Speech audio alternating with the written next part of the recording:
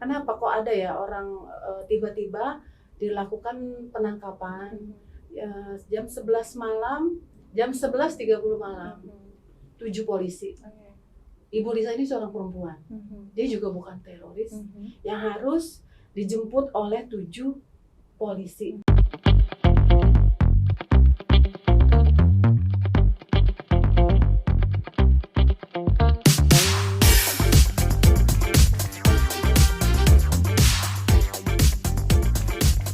Assalamualaikum warahmatullahi wabarakatuh, teman Bisik Mamu. Ketemu lagi sama saya Sela Dona dalam podcast Bisik Mamu, bicara sik sama kamu. Teman Bisik Mamu, tetap ya jaga protokol kesehatannya dimanapun Anda berada, karena sekarang kan virus pandemi itu sedang meningkat lagi, teman Bisik Mamu. Oke, teman Bisik Mamu, pertemuan kali ini saya kedatangan tamu cukup lumayan banyak di sini di studio saya untuk membahas sebuah kasus yang ada di berita online Media Karya. Apa sih beritanya? Yuk, saya jelaskan dulu ya. Saya bacakan dulu beritanya seperti apa. Dari Kota Bekasi, portal Media Karya membahas nasib menyedihkan menimpa seorang wanita yang bekerja di sebuah perusahaan swasta di bidang karoseri. Lisa Chandra, umur 50 tahun, harus berhadapan dengan hukum setelah dituduh oleh Dirut telah melakukan illegal access. Atas tuduhan tersebut, Lisa harus mendekam di tahanan cyber Mabes Polri selama 4 bulan tanpa kepastian hukum. Lisa pada tanggal 8 Januari 2021 dengan dijemput oleh tim penyidik cyber Bareskrim Mabes Polri di kediamannya. Saat itu, ia hanya ditujukan surat penangkapan dengan dasar laporan dari Robert selaku Dirut PT Pemuda Bajaraya. Klien kami ini memang dilaporkan dengan dugaan illegal akses pencurian data lewat flash disk, yang mana menurut pihak manajemen pihak Pemuda Bajaraya adalah bagian yang fatal, yang mana seluruh kerahasiaan perusahaan ada di dalamnya. Dan itu pun sudah diungkapkan melalui kuasa hukum Yosef Luturiali dari Ramanda Law Office pada Jumat, tanggal 28 Januari 2022 di berita Media Karya. Ia memberikan informasi kepada komisaris yang ada di PT Pemuda Bajaraya bernama Fiona Gunawan, yang juga sebagai pemegang saham di perusahaan tersebut. Hal itu dirasakan oleh Lisa bahwa itu adalah legal karena masih dalam lingkungan perusahaan yang mempunyai hak yang sama. Ia wajib memberikan informasi apapun juga kepada seluruh komisaris, jadi kewajiban tersebut dengan amanat Undang-Undang Perseroan Terbatas itu tidak bermasalah. Artinya, karena Ibu Lisa telah memberikan data tersebut kepada komisaris yang lainnya, Ibu Lisa dianggap telah melakukan pencurian data. Oke, teman Bisik Mamu, kasusnya seperti itu. Tapi di sini saya kedatangan Ibu Lisa Chandranya langsung dan juga dari Ramanda Law Office. Kita kenalan dulu. Ini Ibu Lisa Chandra. Ya. Selamat pagi. Pagi. Tetap semangat ya, Bu Lisa. Ya. Sehat sekarang? Sehat. Oke, sekarang juga saya ada dari Ramanda Law Office, ada Ibu Amanda Mantovani dan juga Bang Yosep langsung ya. Saya ngomong nggak Ibu deh, Mbak ya enaknya karena masih cantik. Teman Bisik Mamu, kita membahas ini. Kita tanya yuk sama Ibu Lisa langsung, apa sih sebenarnya yang dirasakan, kronologis kejadiannya itu seperti apa? Bu Lisa Chandra, mudah-mudahan Ibu sehat dengan keadaan yang kemarin sudah Ibu jalani. Bagaimana kronologisnya sebenarnya kasus ini terjadi sampai Ibu tuh dianggap itu melakukan illegal access? Ya, saya juga tidak paham. Karena pada tanggal 8 Januari 2021 jam 23 itu ada 7 orang laki-laki datang ke rumah saya.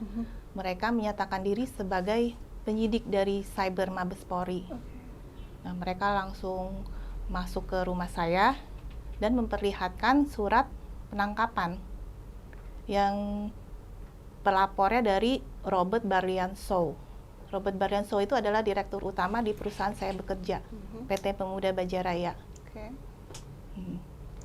Saya langsung, karena saya ketakutan, saya langsung ikutin apa mau mereka. Mereka membawa saya ke Mabes Polri jam 1 dini hari, kita tiba di sana.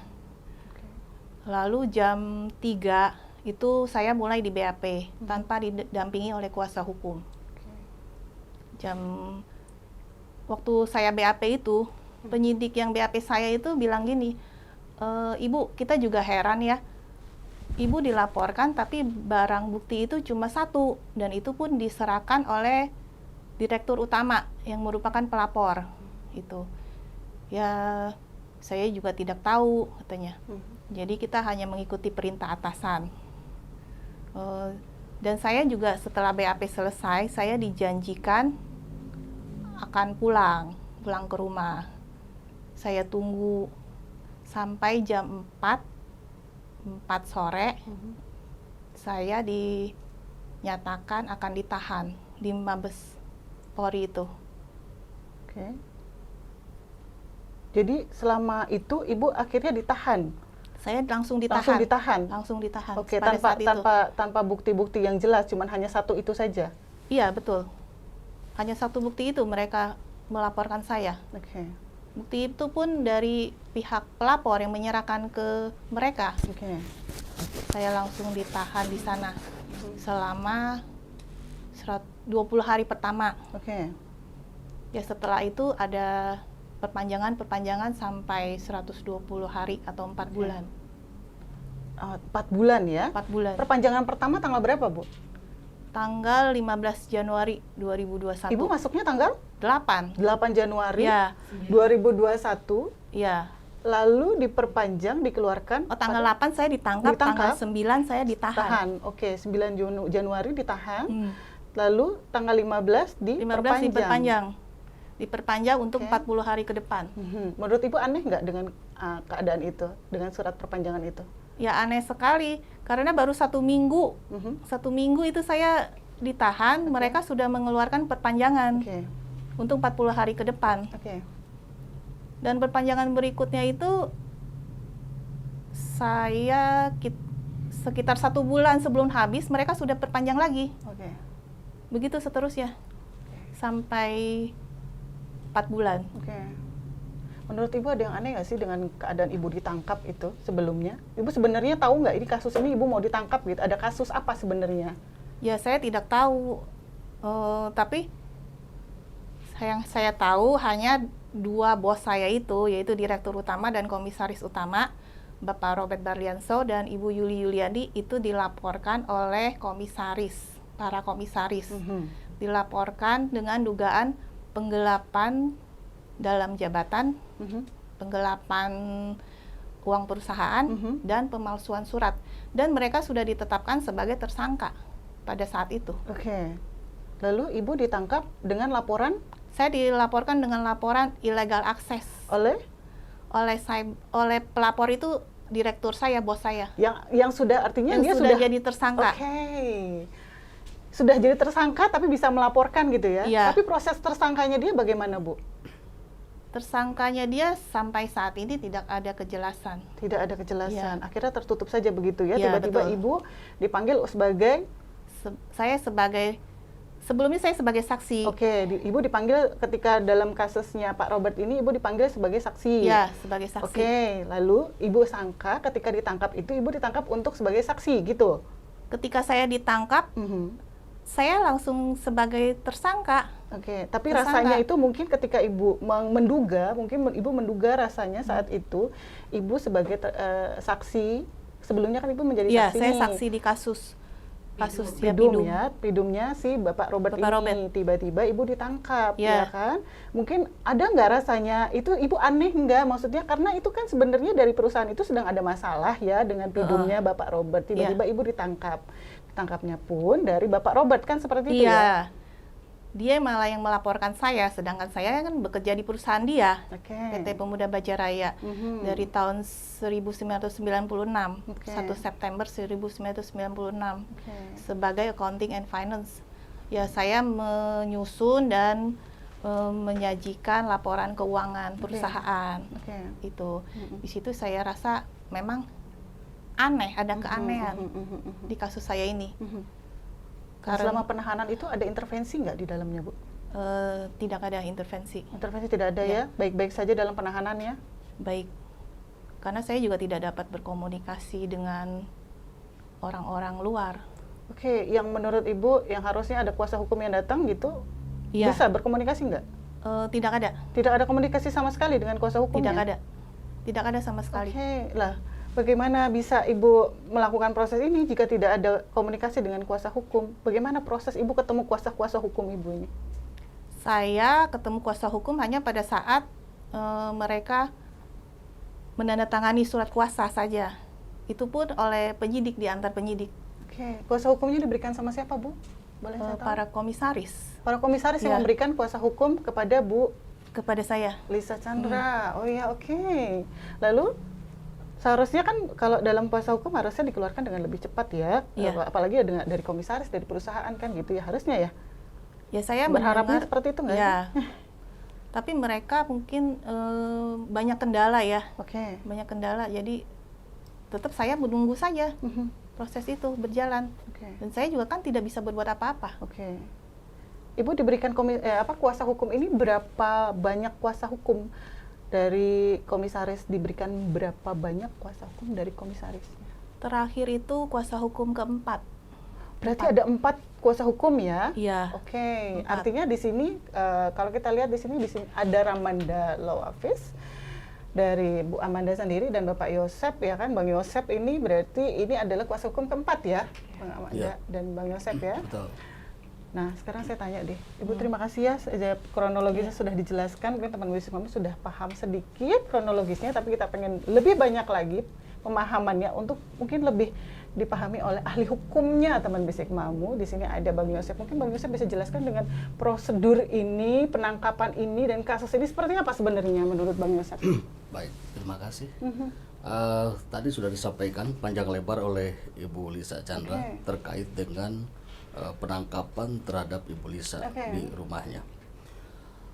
Prosedur penangkapan itu seharusnya ada proses, kalau kita kan menggunakan hukum acara pidana. Itu tidak digunakan atau tidak dijalankan oleh pihak penyidik Cyber Mabes Polri. Tentunya ada tata cara untuk memanggil seseorang yang patut diduga melakukan sebuah tindak pidana. Itu di awal seharusnya mereka ada bentuk undangan atau klarifikasi yang terkait dengan perkara yang dilaporkan. Merujuk baru dilakukan pemanggilan atau undangan dulu. Setelah undangan diikuti dengan, kalau seandainya dari undangan lalu menjelaskan dalam klarifikasi ternyata ada indikasi mengarah kepada dugaan tindak pidana, barulah penyidik melakukan pengembangan perkara di gelar perkara di internal mereka. Di internal mereka kemudian melakukan langkah selanjutnya adalah pemanggilan. Pemanggilan kepada calon tersangka itu dalam kapasitas sebagai saksi. Nah, setelah melewati saksi itu dipanggil, lalu diminta keterangan, digali lebih jauh, ternyata ini menguat, ada mungkin berdasarkan minimal 2 alat bukti yang kuat, barulah untuk ditetapkan sebagai tersangka. Jadi dari tahapan selanjutnya itu dari rampungnya selesai memberikan keterangan sebagai saksi, ada indikasi mengarah kepada satu tindak pidana yang dilakukan oleh seseorang, barulah nanti dipanggil dalam kapasitas sebagai tersangka. Nah, dari kasus yang dialami Ibu Lisa ini, Ibu Lisa tidak melewati tahapan itu. Ibu Lisa tidak melewati tahapan itu, langsung tiba-tiba penyidik Mabes Polri, Cyber khususnya, mereka langsung membawa surat penangkapan dan langsung menuju kepada rumah Ibu Lisa, lalu hanya memperlihatkan bahwasannya mereka sudah membawa surat penangkapan berdasarkan perintah pimpinan di internal mereka untuk melakukan penangkapan. Artinya pimpinan ini? Ya, pimpinan di internal dari pihak Cyber sendiri. Ya, misalkan di atasnya kan ada Kanit, ada Kasubdit, ada Dir. Nah, artinya Bu Lisa juga saat itu sempat untuk melakukan perlawanan dalam arti bahwa kenapa saya tidak dipanggil secara patut sebelumnya yang terkait dengan memberikan keterangan, tiba-tiba langsung dilakukan penangkapan. Nah, artinya mereka tidak mau panjang lebar. Mereka pada saat itu ya hanya melaksanakan tugas. Adapun nanti memberikan keterangan selanjutnya ya silakan nanti di kantor Cyber Mabes Polri. Itu aja yang mereka sampaikan. Jadi menurut hemat kami, pihak penyidik Cyber Mabes Polri pada saat itu tidak melaksanakan aturan-aturan yang ada, terlebih melanggar KUHAP, hukum acara pidananya. Artinya dilakukan prosedurnya itu adalah salah gitu, Bang? Ya, kalau menurut hemat kami. Oke. Kalau melihat daripada kasus yang dialami oleh Bu Lisa.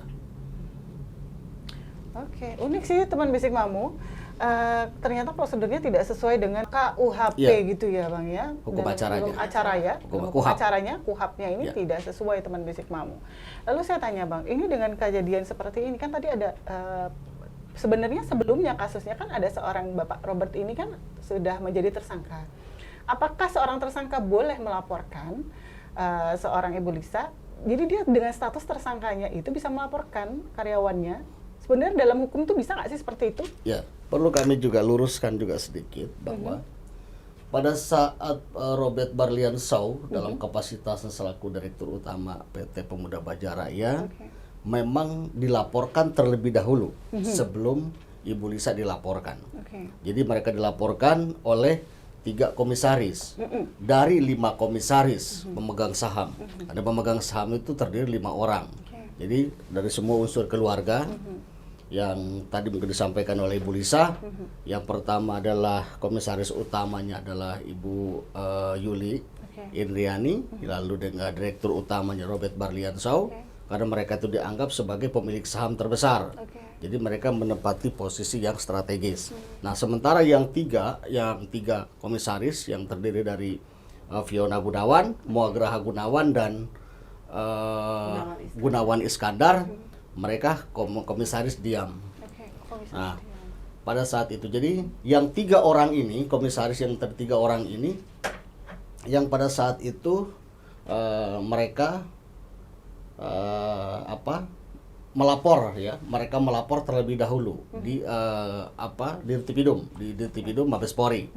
Jadi Robert ini sudah dilaporkan terlebih dahulu, tetapi pada saat itu belum merujuk pada penetapan status. Jadi hanya baru dilaporkan, penyidik masih menggali, masih mengembangkan ini perkara. Itu pada saat itu dalam pemanggilan sebagai saksi. Jadi Robert pada saat itu masih dalam kapasitasnya sebagai saksi pada saat penangkapan dari Ibu Lisa itu sendiri, belum sebagai tersangka. Itu yang mungkin saya luruskan sedikit.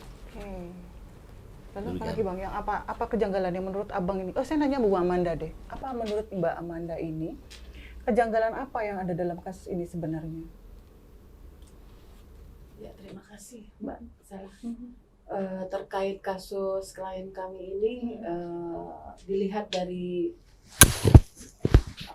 penangkapan, baik itu penangkapan, penetapan, penahanan atau proses BAP yang dilakukan penyidik Cyber Mabes Polri terhadap klien kami, memang tadi Bang Yosef bilang, memang ini memang banyak banget terjadi kejanggalan, tidak sesuai dengan KUHP atau khususnya hukum acara pidana, seperti itu.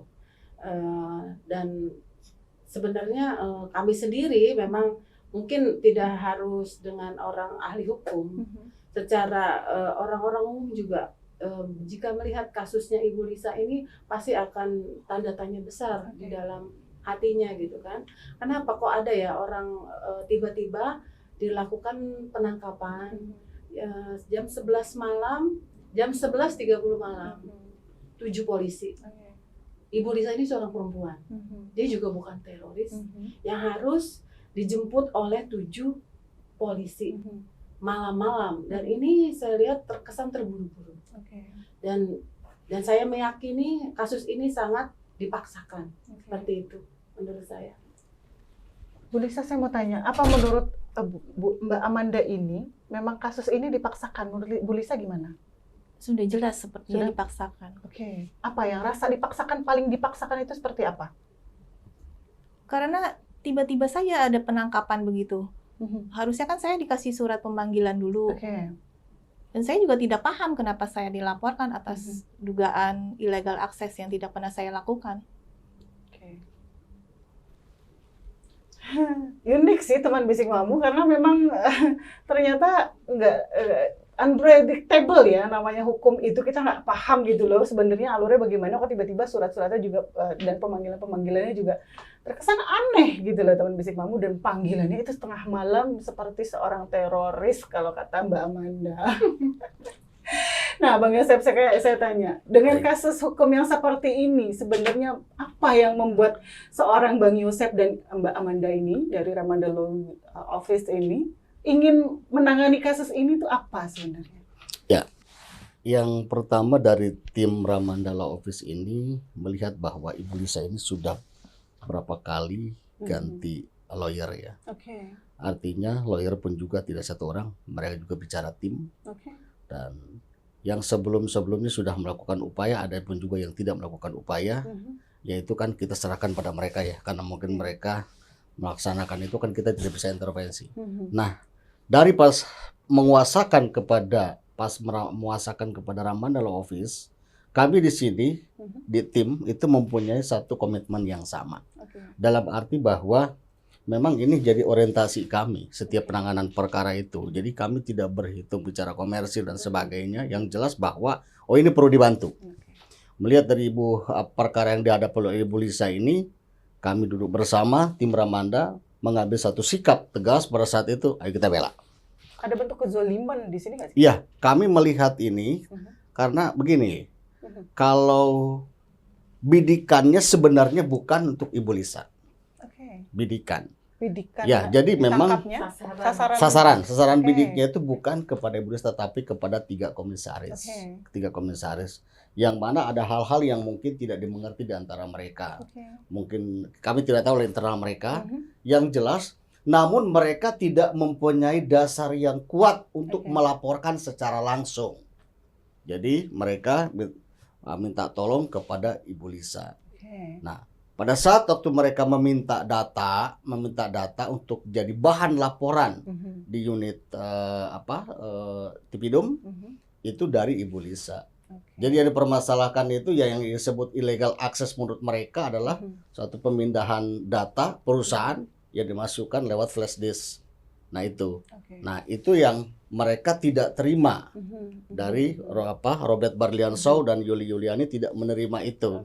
Tetapi kalau melaporkan secara langsung untuk 3 komisaris ini, pintu masuknya nggak ada mereka ini. Jadi mereka harus terlebih dahulu melaporkan Ibu Lisa yang mengambil data secara langsung, lalu memberikan kepada mereka.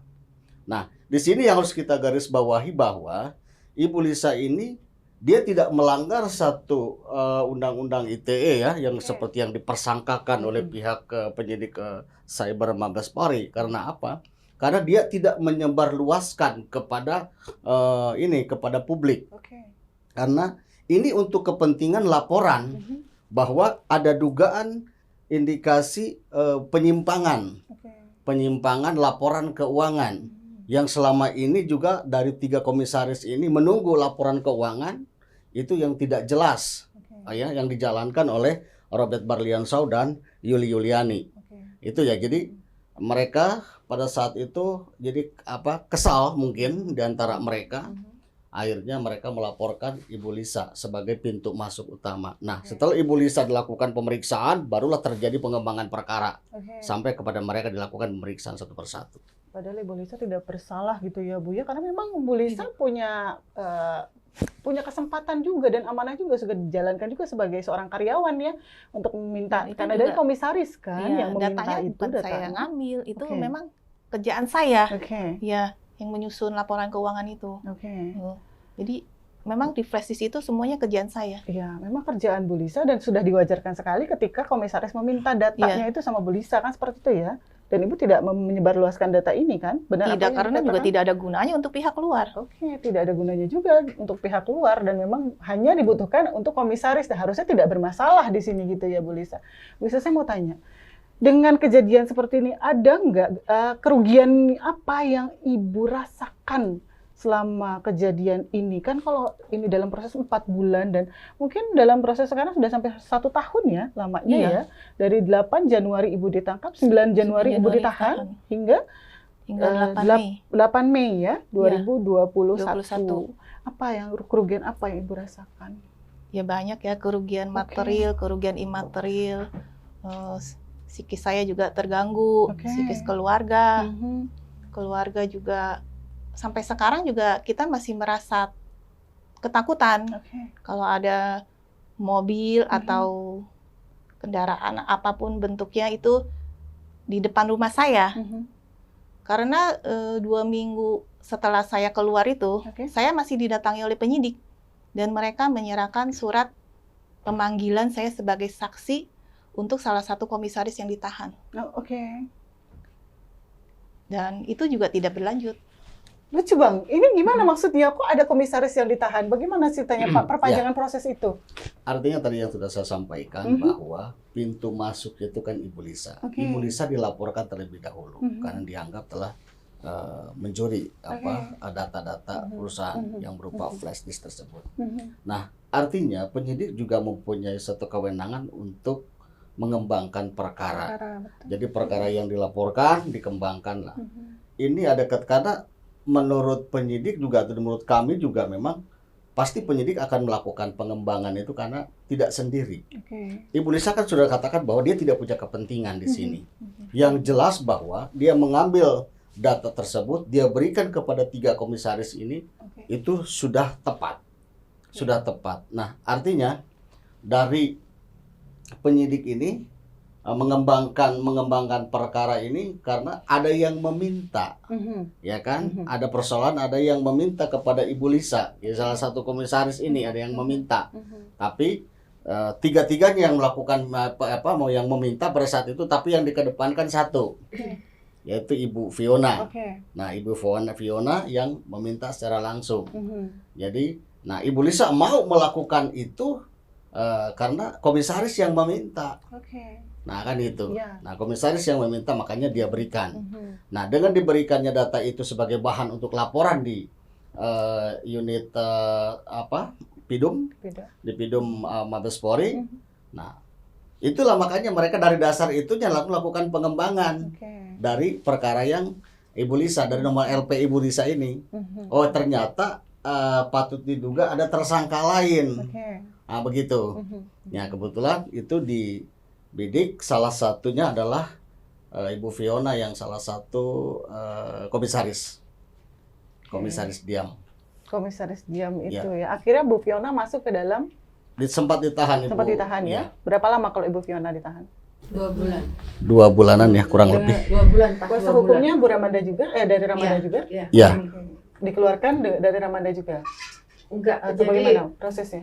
prosesnya kalau Ibu Fiona itu komisaris, memang kami kuasa hukum beliau juga. Tetapi pada saat 2 bulan dia ditahan, dia melakukan penangguhan penahanan itu tidak tanpa sepengetahuan kami, Ramanda Law Office.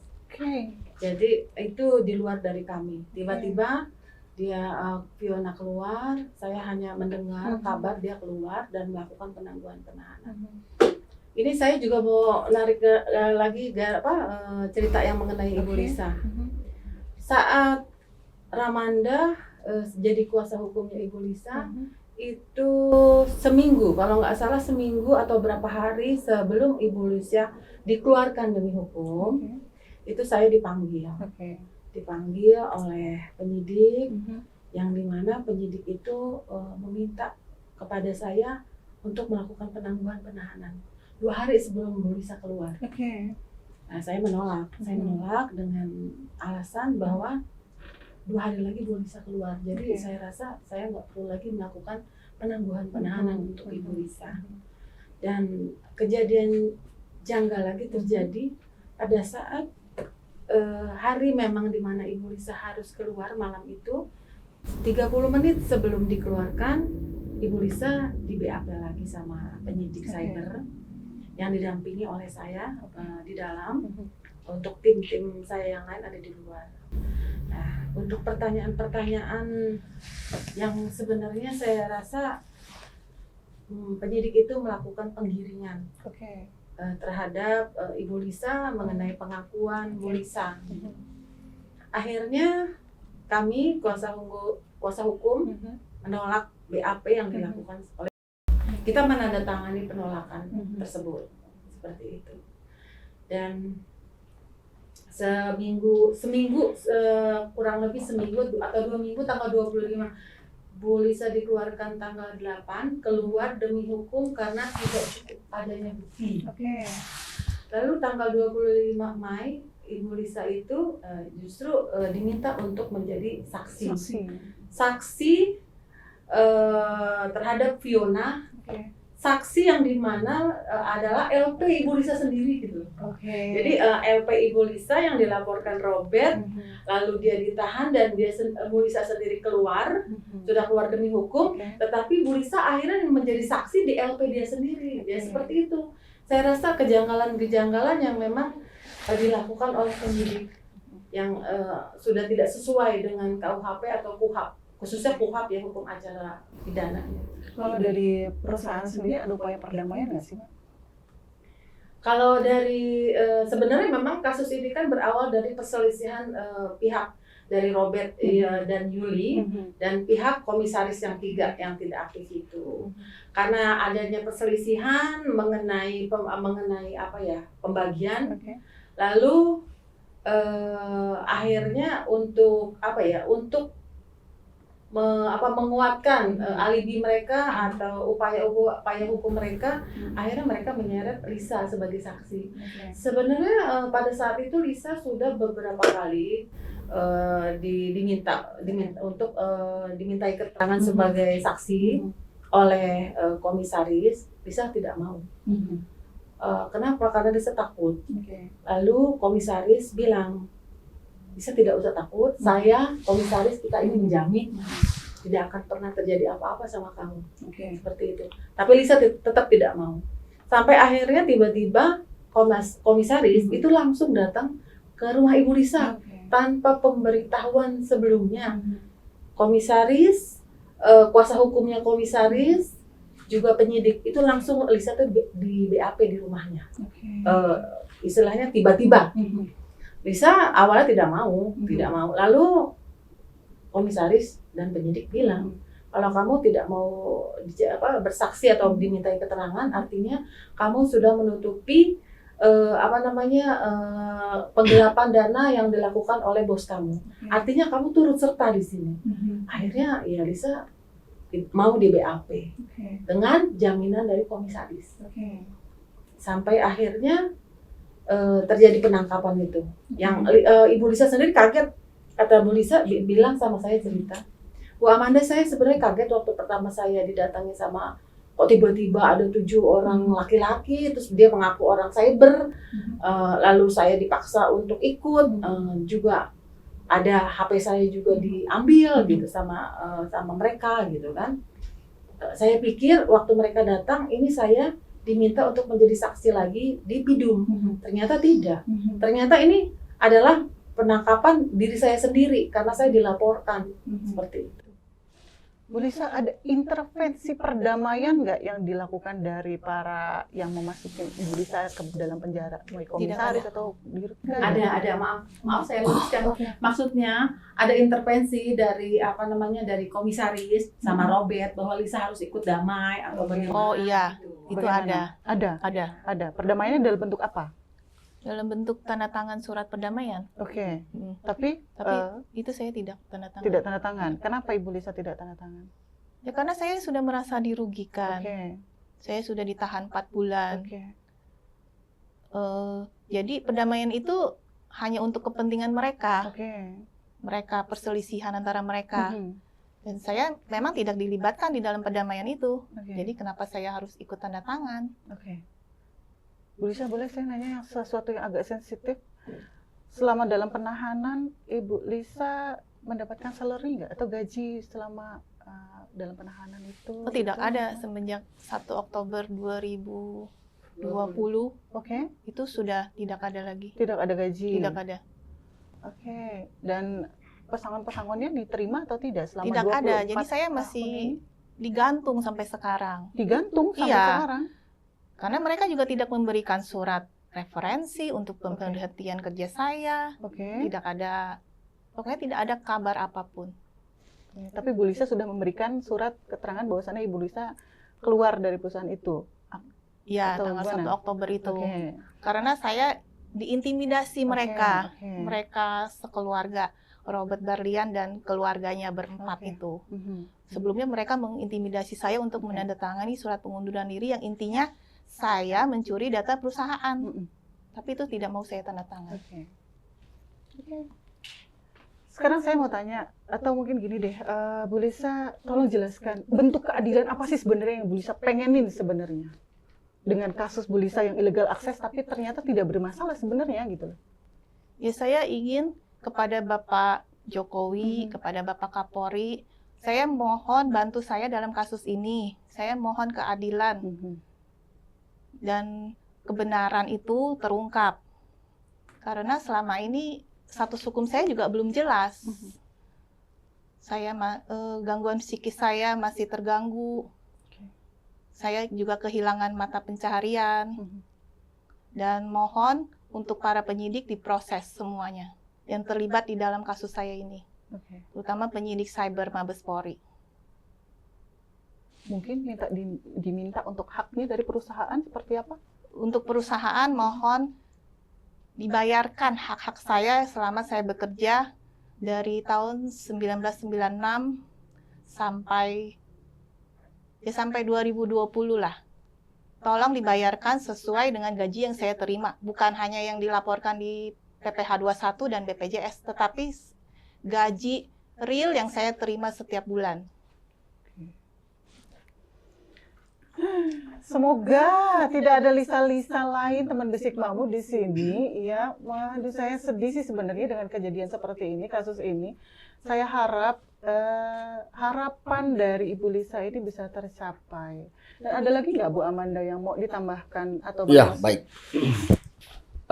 Tadi saya menyinggung sedikit apa yang disampaikan tadi oleh Ibu Lisa bahwa perdamaian. Oke. Jadi perdamaian ini sebenarnya inisiatif daripada pihak Robert. Oke. Pihak Robert juga menginginkan melakukan perdamaian Oke. karena melihat kasus yang dilaporkan di cyber ini tidak terdapat cukup bukti yang menguat untuk bisa melakukan pelimpahan ini kepada Kejaksaan Agung. Oke. Nah, itu sudah berapa kali dilakukan P18, P19, berkas perkara dikembalikan terus sampai dengan tidak ada kejelasan. Nah, artinya karena sudah penyidik ini waktunya sudah habis, lalu mereka sendiri mau cari celah dari mana lagi nih. Nah, akhirnya Ibu Lisa pada saat mau menjelang besoknya mau dikeluarkan demi hukum, malam harinya masih dilakukan BAP tambahan. Nah, dalam BAP tambahan tadi disampaikan oleh Bu Manda, itu sendiri memang ada upaya melakukan penggiringan. Upaya melakukan penggiringan dalam hal mengakui bahwa Ibu Lisa itu benar-benar melakukan sebuah tindak pidana tersebut, kan gitu. Jadi presurnya itu. Nah, setelah kami baca, kami baru ada 9 pertanyaan yang dilakukan oleh penyidik dalam BAP tambahan tersebut. Kami begitu masuk karena melihat bahwa kami ikut baca. Setelah kami baca, ternyata ini merugikan. Ya kami protes pada penyidik yang saat itu lagi melakukan BAP. Kami tidak bisa terima ini. Kami buat penolakan, buat surat penolakan. Oke, nah akhirnya malam harinya dikeluarkan. Nah, setelah berselang lama dari kedua belah pihak ini yang mungkin karena melihat sisi hukum mereka melakukan ada pelemahan dari sisi hukum, kedua belah pihak ini mengadakan pertemuan. Di antara komisaris ini mengadakan pertemuan di antara mereka yang mana ada beberapa kali melakukan pertemuan, ingin melakukan perdamaian. Tapi perdamaiannya ada yang tidak secara langsung untuk diketahui oleh banyak pihak, hanya di internal mereka saja. Jadi ada poin-poin yang mereka sepakati. Yang paling ironis adalah penyidik cyber Mabes Polri dengan didampingi oleh satu rekannya, malam-malam itu sempat mendatangi rumah Ibu Lisa. Lalu membawa sejumlah berkas yang mana harus ditandatangani oleh Ibu Lisa yang berisikan perdamaian. Nah, penyidik Mabes Polri tidak diberikan kewenangan dalam hal mengurus soal keperdataan. Karena yang namanya bentuk perjanjian antara mereka adalah sudah masuk dalam ranah keperdataan. Ya, mereka tidak boleh masuk dalam ranah perdata. Apa yang mereka sidik itu bagian dari pidana, itu saya selesaikan. Adapun perdamaian silakan perdamaian. Yang namanya perdamaian di antara mereka itu tidak serta-merta menggugurkan pidana atau peristiwa hukum yang sudah terjadi. Kan gitu. Jadi perkara bisa jalan terus. Ya. Jadi tidak bisa gugur oleh karena sebuah perdamaian. Nah, kalau para komisaris ini melakukan perdamaian ini tanpa Ibu Lisa, bagaimana mungkin satu perkara bisa dicabut tanpa adanya tuh tanda tangan Ibu Lisa? Ibu Lisa ini juga harus kenapa tidak diajak duduk bersama yang terkait dengan pencabutan dan sebagainya? Karena ini sudah mengorbankan seseorang, ya kan? Di antara mereka senang karena ada perdamaian, karena mungkin ada hal-hal klausul yang dimengerti di antara mereka dalam sebuah perjanjian, tetapi mereka mengabaikan atau mereka karyawannya sendiri. Karyawan yang katakan sudah memberikan kontribusi besar bagi perusahaan Pemuda Bajaraya, tetapi mereka perlakukan seperti ini. Itu yang mungkin kita juga pertegas di sini, dan kami dari tim Ramandala Office mempunyai komitmen tidak akan pernah putus dalam hal penanganan perkara.